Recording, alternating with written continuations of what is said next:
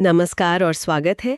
आज हम जेईई और नीट मतलब ये जो मुश्किल परीक्षाएं हैं, इनकी तैयारी के दौरान आने वाली कुछ बहुत ही आम उलझनों, कुछ सवालों पर गहराई से बात कर रहे हैं। हाँ। हमारे सामने उम्मीदवारों के मतलब स्टूडेंट्स के अक्सर पूछे जाने वाले सवालों और उनके जवाबों का एक आप कह सकते हैं दिलचस्प संकलन है। अच्छा। इसमें टाइम मैनेजमेंट से लेकर पढ़ाई के तरीकों, परीक्षा की रणनीतियों और हाँ, एक बहुत जरूरी चीज मानसिक स्वास्थ्य तक हर पहलू को छुआ गया है। ये सारे ही बहुत महत्वपूर्ण पहलू हैं। बिल्कुल। तो इस चर्चा का मकसद यही है कि इन सवालों के जरिए कुछ कारगर रणनीतियां और शायद कुछ नई सोच सामने लाएं, हाँ। ताकि जो श्रोता तैयारी में जुटे हैं उन्हें शायद कोई रास्ता खोजने में मदद मिल सके। मैंने जब ये देखा ना, तो इसमें दी गई सलाह कितनी सीधी और प्रैक्टिकल है, ये देखकर वाकई लगा कि हाँ, ये चीजें काम कर सकती हैं। अच्छा, यानी कि काफी प्रैक्टिकल एडवाइस है। हाँ, बहुत। तो फिर चलिए शुरू करते हैं। सबसे पहले जो एक कॉमन प्रॉब्लम है, समय प्रबंधन और योजना। हाँ, टाइम मैनेजमेंट, ये तो हमेशा ही एक बड़ा मुद्दा रहता है। बिल्कुल, एक बहुत बड़ा सिरदर्द जो लगभग हर एस्पिरेंट को होता है। क्लास 11 का इतना बड़ा सिलेबस है, उसको क्लास 12 की पढ़ाई के साथ साथ कैसे दोहराया जाए, ये कैसे मुमकिन हो। हाँ, ये वाकई एक बड़ी चुनौती है।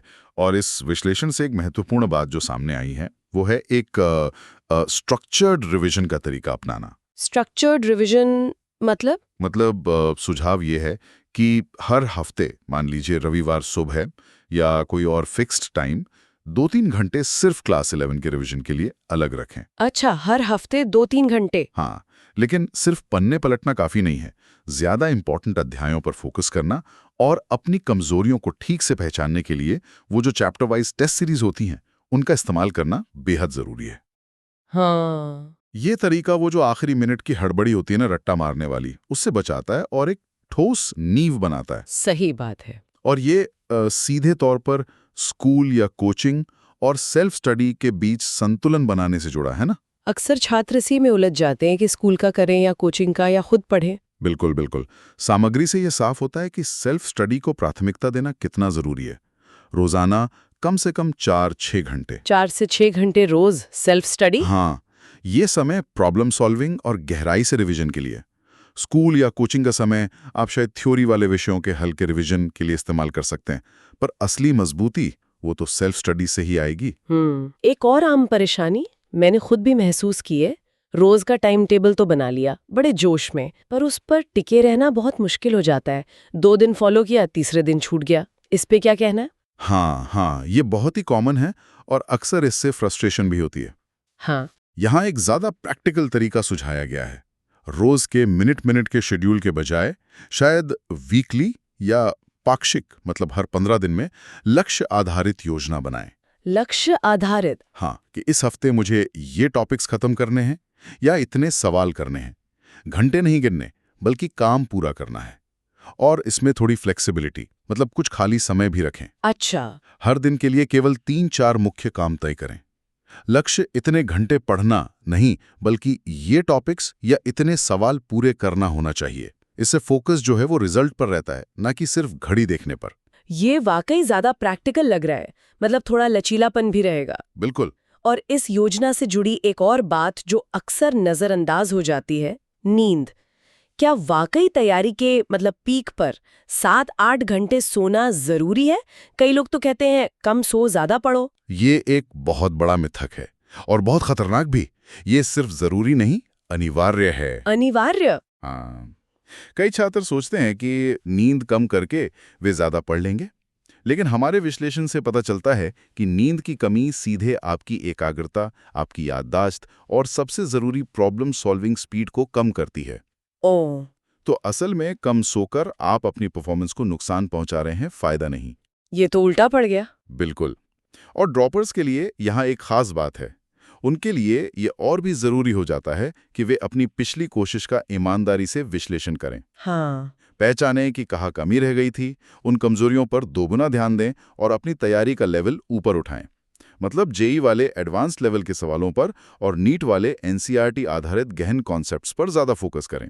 और हाँ, उनके लिए नियमित फुल लेंथ मॉक टेस्ट देना बहुत ही ज्यादा महत्वपूर्ण है। ठीक है, चलिए आप थोड़ा अध्ययन तकनीकों और संसाधनों की ओर बढ़ते हैं। एक दिलचस्प सवाल उठता है अक्सर, जेईई एडवांस्ड जैसी परीक्षा के लिए एनसीईआरटी की किताबें कितनी महत्वपूर्ण हैं? क्या वो काफी हैं? ये एक बहुत अच्छा सवाल है और इसका जवाब थोड़ा कह सकते हैं मिला-जुला है। अच्छा। हमारे विश्लेषण के अनुसार फिजिकल और इनऑर्गेनिक केमिस्ट्री के लिए एनसीईआरटी बिल्कुल अनिवार्य है। आप कह सकते हैं एक फाउंडेशन है। लगभग सारे सवाल प्रत्यक्ष या अप्रत्यक्ष रूप से इसी पर आधारित होते हैं। ओके, केमिस्ट्री के लिए तो मस्ट है। हाँ, लेकिन फिजिक्स और मैथ्स में ये किताबें कॉन्सेप्ट रिवीजन के लिए तो अच्छी हैं, पर जो एडवांस लेवल की प्रॉब्लम सॉल्विंग चाहिए उसके लिए पर्याप्त नहीं है। वहां आपको एक्स्ट्रा अभ्यास और थोड़ी उच्च स्तरीय सामग्री की जरूरत पड़ेगी ही पड़ेगी। तो यहीं पे शायद वो खुद के नोट्स बनाने वाली बात आती है। स्रोत में इसका जिक्र है। हाँ, और ये सिर्फ जिक्र नहीं, एक बहुत महत्वपूर्ण रणनीति है। खुद के बनाए शॉर्ट नोट्स या जिन्हें फॉर्मूला शीट्स भी कह सकते हैं, वो रिवीजन के लिए सोने की खान है, समझिए। अच्छा।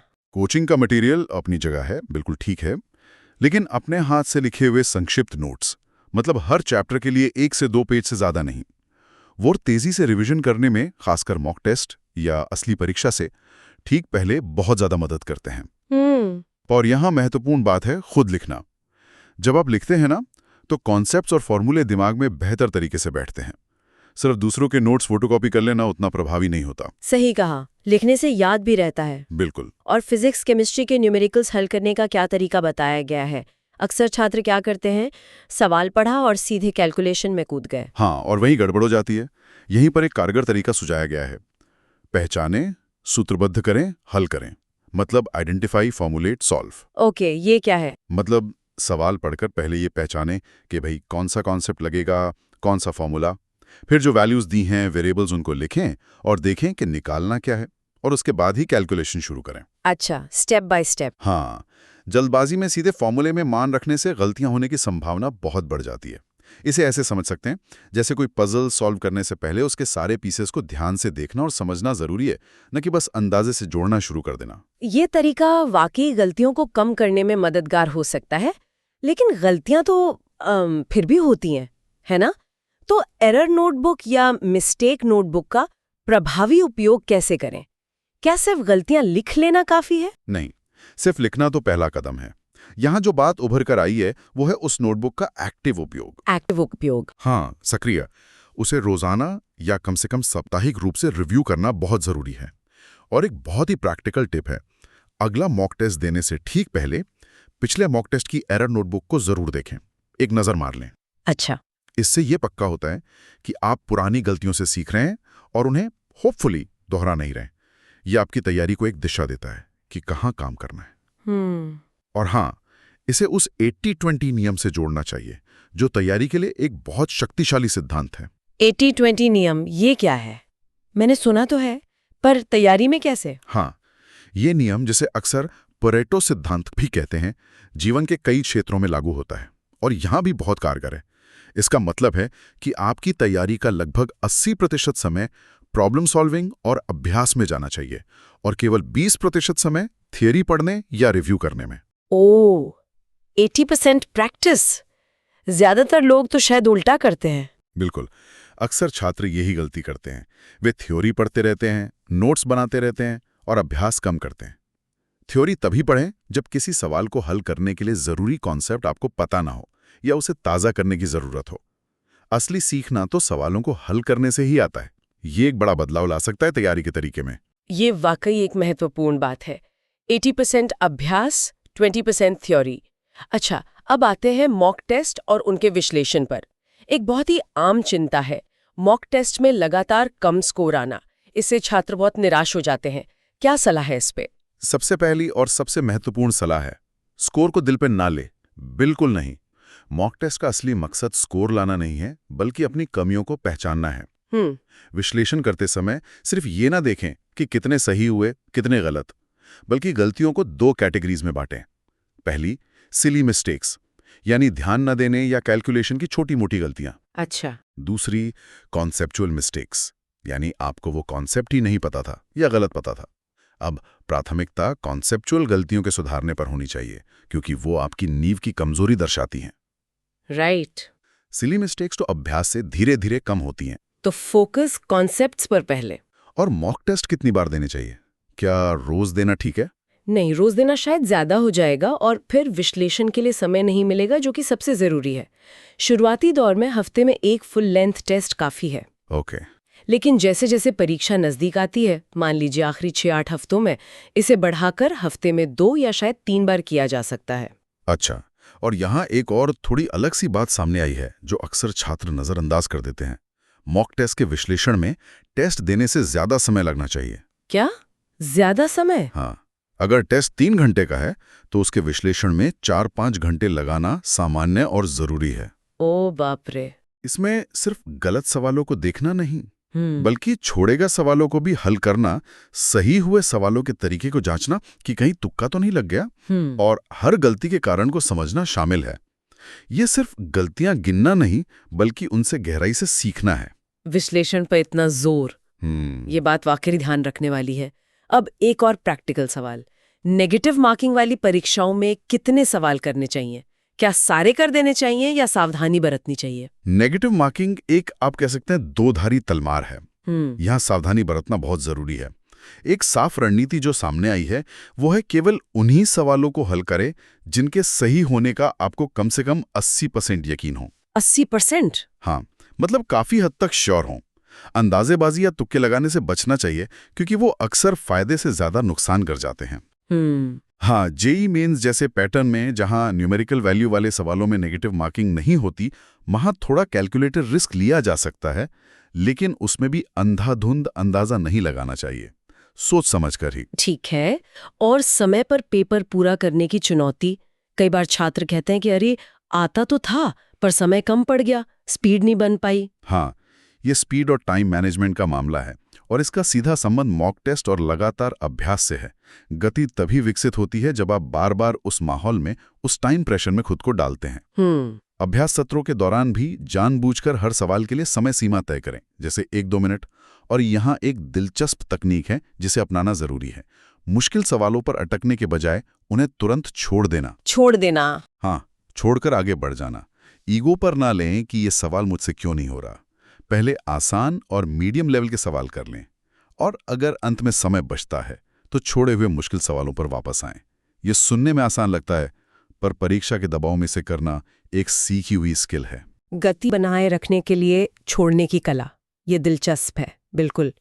अब जरा मानसिक स्वास्थ्य और प्रेरणा की बात करते हैं, जो अक्सर इस लंबे तैयारी के सफर में कहीं पीछे छूट जाता है। हाँ, जो कि बहुत जरूरी है। बिल्कुल।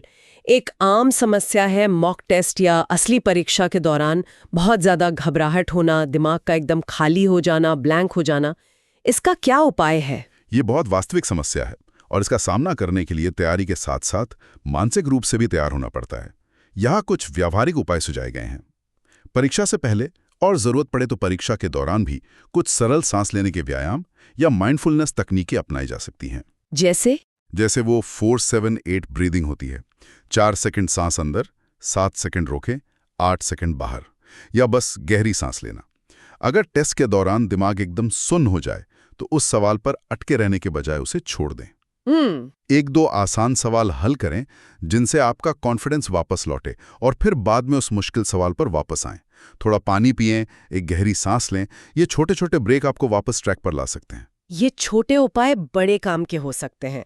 और पूरे साल या शायद 2 साल खुद को प्रेरित कैसे रखें? ये मोटिवेशन बनाए रखना तो बहुत मुश्किल होता होगा। लगता होगा कि बस अब नहीं हो रहा। बिल्कुल, ये एक मैराथन है, स्प्रिंट नहीं। लगातार मोटिवेटेड रहना किसी के लिए भी आसान नहीं है।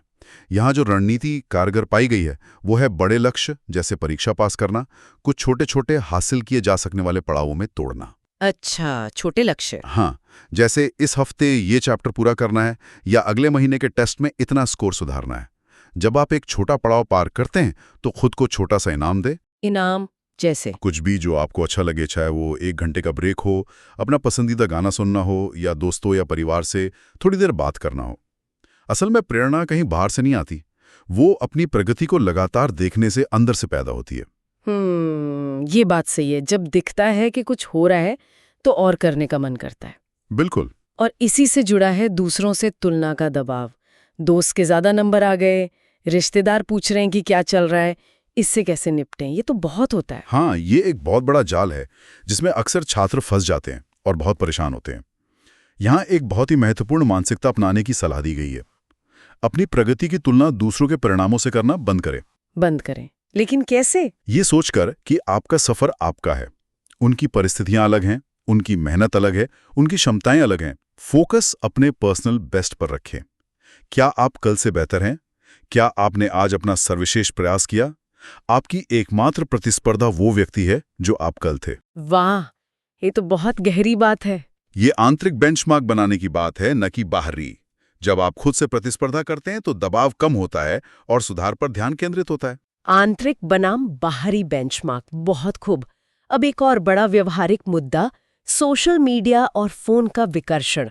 ये तो आजकल सबकी समस्या है, इससे कैसे बचे? आज के दौर की ये शायद सबसे बड़ी चुनौतियों में से एक है।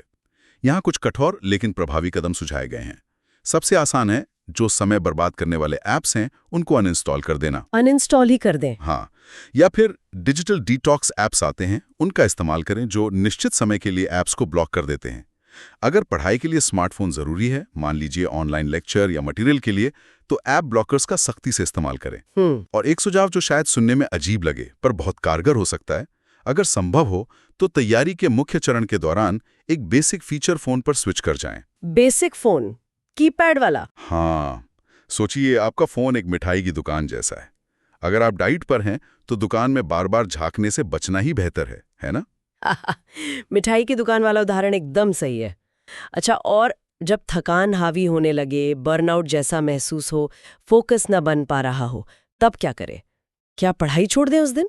पढ़ाई छोड़ना शायद हल नहीं है, लेकिन ब्रेक लेना जरूरी है। यहाँ महत्वपूर्ण है कि ब्रेक कैसा हो। सुझाव है कि छोटा ब्रेक लें, 20-30 मिनट का, लेकिन सक्रिय ब्रेक। सक्रिय ब्रेक मतलब? Active break. इसका मतलब है स्क्रीन से दूर हटें, टहलने निकल जाएं, हल्का संगीत सुनें, परिवार के किसी सदस्य से बात करें या थोड़ी स्ट्रेचिंग कर लें। स्क्रीन देखने जैसे निष्क्रिय ब्रेक, जैसे सोशल मीडिया स्क्रॉल करना या वीडियो देखना, उनसे बचें। क्यों? उनसे क्यों बचें? क्योंकि वे असल में आपकी आंखों और दिमाग पर और ज्यादा दबाव डालते हैं और आपको तरोताजा महसूस नहीं कराते। सक्रिय ब्रेक आपको शारीरिक और मानसिक रूप से रिचार्ज करते हैं, जबकि निष्क्रिय ब्रेक अक्सर थकान और बढ़ा देते हैं। अच्छा, सक्रिय बनाम निष्क्रिय ब्रेक, ये ध्यान रखने वाली बात है। चलिए, अब आखिर में कुछ विषय विशिष्ट रणनीतियों पर भी नजर डालते हैं जो इस सामग्री से निकल कर आई हैं। मान लीजिए कोई चैप्टर बहुत कठिन लगता है और उसे पूरा नहीं कर पाए हैं, तो क्या उसे पूरी तरह छोड़ देना चाहिए? पूरी तरह छोड़ना शायद हमेशा सही ना हो, खासकर अगर वो महत्वपूर्ण चैप्टर है जिसका वेटेज ज्यादा है। यहाँ एक व्यावहारिक तरीका बताया गया है। उस कठिन चैप्टर को पूरी तरह मास्टर करने की कोशिश में बहुत ज्यादा समय लगाने के बजाय उसमें से आसान और मध्यम स्तर के सवालों को हल करने पर ध्यान केंद्रित करें। अच्छा, सिर्फ आसान और मीडियम वाले? हाँ, जिन्हें अक्सर टाइप 1 और टाइप 2 कहा जाता है। अक्सर परीक्षक एक मुश्किल चैप्टर से भी 1-2 आसान सवाल डाल देते हैं, ये जांचने के लिए कि उम्मीदवार को कम से कम बुनियादी कॉन्सेप्ट्स पता हैं या नहीं। तो पूरा छोड़ने से बेहतर है कि उसका आसान हिस्सा कवर कर लिया जाए, कुछ तो नंबर मिलेंगे। ये स्मार्ट तरीका है। और अगर कोई पूरा विषय ही कमजोर हो, जैसे कई नीट वालों के लिए फिजिक्स या जेईई वालों के लिए मैथ्स एक सिर दर्द होता है, उसे कैसे सुधारें? हाँ, ये एक आम समस्या है। इसके लिए 2 तरफा रणनीति सुझाई गई है। पहला, अपने कमजोर विषय के लिए दूसरों की तुलना में लगभग 50% ज्यादा समय दें। 50% ज्यादा? हाँ, अगर आप बाकी विषय 2 घंटे पढ़ रहे हैं तो इसे 3 घंटे दें। दूसरा, शुरुआत में पूरे सिलेबस के पीछे भागने के बजाय उस विषय के केवल उन अध्यायों पर ध्यान केंद्रित करें जो ज्यादा महत्वपूर्ण हैं, मतलब हाई वेटेज वाले, और जिनके कॉन्सेप्ट्स आपको समझने में अपेक्षाकृत आसान लगते हैं। अच्छा, पहले आसान और जरूरी वाले। बिल्कुल। जैसे फिजिक्स में मॉडर्न फिजिक्स, इलेक्ट्रोस्टैटिक्स अक्सर स्कोरिंग होते हैं, मैथ्स में पीएनसी, वेक्टर्स। जब इन अध्यायों से सवाल बनने लगेंगे तो आत्मविश्वास बढ़ेगा और फिर आप धीरे धीरे बाकी मुश्किल अध्यायों पर जा सकते हैं। ठीक है। और ऑर्गेनिक केमिस्ट्री की रिएक्शंस याद रखना, ये एक क्लासिक सिरदर्द है। हाँ, आज याद किया, 4 दिन बाद सब भूल गए। इसका क्या तोड़ है? हाँ, ऑर्गेनिक केमिस्ट्री याददाश्त का खेल लगती है, पर इसमें भी तरीके हैं, सिर्फ रटना काफी नहीं है। यहाँ कुछ तकनीकें सुझाई गई हैं। रिएक्शंस को रटने के बजाय उनके बीच के संबंध को समझने के लिए कॉन्सेप्ट मैप्स या फ्लो चार्ट्स बनाएं। विजुअल तरीके? हाँ, नोट्स देखे बिना बार बार रिएक्शंस को लिखकर अभ्यास करें, इसे एक्टिव रिकॉल कहते हैं। और एक बहुत कारगर तरीका है रिएक्शंस को उनके रिएजेंट या मैकेनिज्म के आधार पर ग्रुप्स में बांटकर याद करें। ग्रुप्स में? हाँ, जैसे सभी ग्रिग्नार्ड रिएजेंट वाली रिएक्शंस एक साथ पढ़ें और अभ्यास करें, या सभी ऑक्सीडेशन रिएक्शंस एक साथ। इससे पैटर्न पहचानने में मदद मिलती है और याद रखना आसान हो जाता है। ये अच्छा आइडिया है। और आखिरी व्यावहारिक चुनौती, फिजिकल केमिस्ट्री और मैथ्स में कैलकुलेशन की गलतियां, सिली मिस्टेक्स। ये बहुत फ्रस्ट्रेट करती हैं। बिल्कुल, क्योंकि आपको कॉन्सेप्ट पता था, तरीका पता था, पर एक छोटी सी प्लस माइनस की गलती से नंबर चले गए। इसे कम करने के लिए प्रॉब्लम सॉल्व करने की प्रक्रिया को थोड़ा धीमा करने की सलाह दी गई है, खासकर शुरुआती स्टेप्स में जहां आप फॉर्मूला लगाते हैं और वैल्यूज रखते हैं। जल्दबाजी ना करें। हाँ, और एक आदत बने, सवाल हल करने के तुरंत बाद अगले सवाल पर कूदने से पहले बस कुछ सेकंड लगाकर अपनी कैलकुलेशंस को दोबारा जांच लें। खासकर चिन्हों, प्लस और माइनस और यूनिट्स पर ध्यान दें। ये छोटी सी आदत लंबे समय में बहुत फर्क ला सकती है। ये तो प्रैक्टिस से ही आएगा। और अंत में एक सवाल जो कई छात्रों के मन में आता है, खासकर अगर पहली कोशिश में सफलता नहीं मिली, क्या 1 साल ड्रॉप करना सही है? इस पर क्या कहती है ये सामग्री? इस पर सामग्री का दृष्टिकोण बहुत साफ है। ड्रॉप लेना एक बहुत बड़ा फैसला है और ये हर किसी के लिए नहीं है। ये तभी सार्थक है जब छात्र कठोर आत्मानुशासन के लिए पूरी तैयार हो, उसने अपनी पिछली कोशिश की गलतियों का सटीक विश्लेषण किया हो। सिर्फ ये नहीं कि पढ़ाई कम की। बिल्कुल नहीं, बल्कि क्या गलत हुआ, क्यों गलत हुआ, कौन से टॉपिक्स कमजोर रह गए, टेस्ट में क्या गलतियां की, ये सब। और वो उन गलतियों को सुधारने के लिए अपनी अध्ययन की रणनीति को पूरी तरह बदलने को तैयार हो। सिर्फ कोचिंग बदल लेना या ज्यादा घंटे पढ़ना काफी नहीं है। एक ड्रॉप वर्ष के लिए असाधारण फोकस और समर्पण की जरूरत होती है।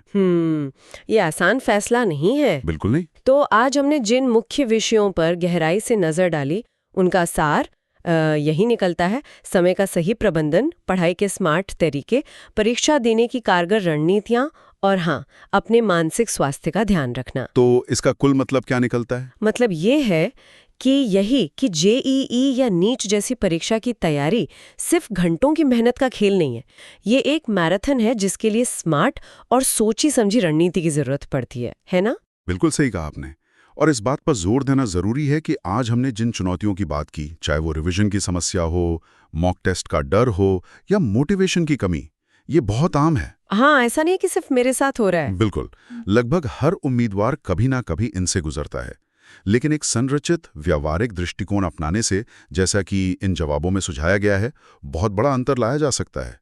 कुंजी है आत्मविश्लेषण, अपनी गलतियों और कमजोरियों को पहचानना और फिर उन पर लगातार दिशाबद्ध तरीके से काम करना। सही है। और जाते जाते हमारे श्रोताओं के लिए सोचने के लिए एक सवाल छोड़ जाते हैं, जो शायद इन सारी रणनीतियों से भी एक कदम आगे की बात है। अच्छा। इन सभी तकनीकों और तरीकों के परे अपनी खुद की व्यक्तिगत सीखने की शैली, मतलब आपका पर्सनल लर्निंग स्टाइल क्या है, उसको समझना और उसे अपनी तैयारी के अनुरूप ढालना कितना महत्वपूर्ण हो सकता है। क्या आप जानते हैं कि आप कैसे सबसे अच्छा सीखते हैं? देखकर, सुनकर, करके इस पर विचार जरूर कीजिएगा। हाँ, ये बहुत ही महत्वपूर्ण सवाल है, सेल्फ अवेयरनेस। बिल्कुल। तो आज के लिए बस इतना ही।